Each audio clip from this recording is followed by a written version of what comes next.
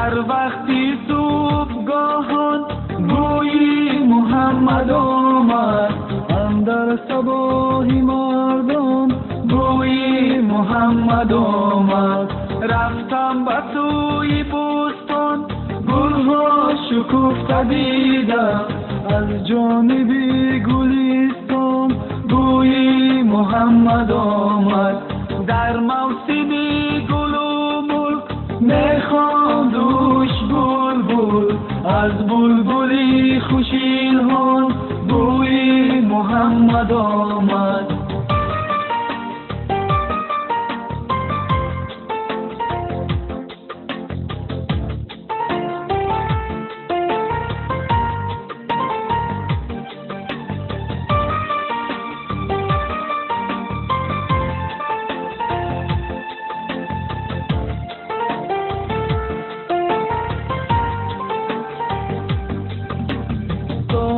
بخوان یاسین آنگاه بگو آمین، از سورای قرآن بوی محمد آمد.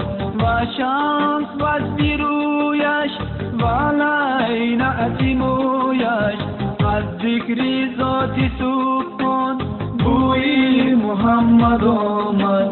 در وقتی صبحگاهان بوی محمد آمد، اندر صباحی مردم بوی محمد آمد. رفتم به سوی بستان، گلها شکفته دیدم، از جانب گلستان بوی محمد آمد. در موسم گل و ملک میخواندوش بلبل، از بلبلی خوش الحان بوی محمد آمد.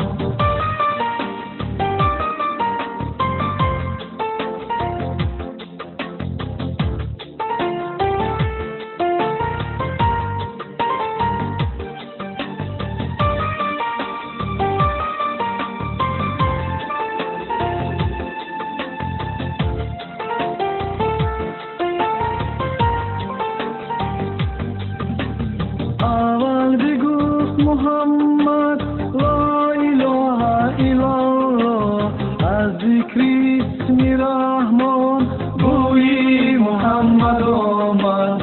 توفانی کرد بالا را گردی حسین امان، از ناله امامان بوی محمد آمد.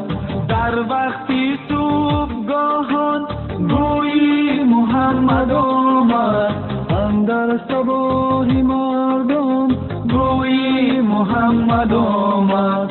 رفتم به سوی بستان، گلها شکفته دیدم، از جانب گلستان بوی محمد آمد.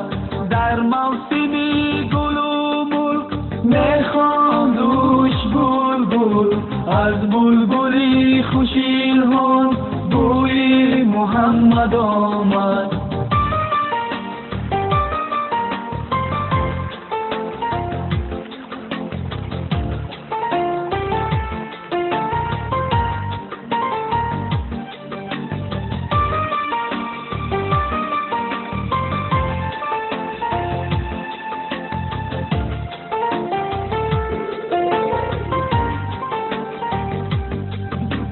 این هاش در کشادم در آن سرای جانت، از هر سرای جانت بوی محمد آمد.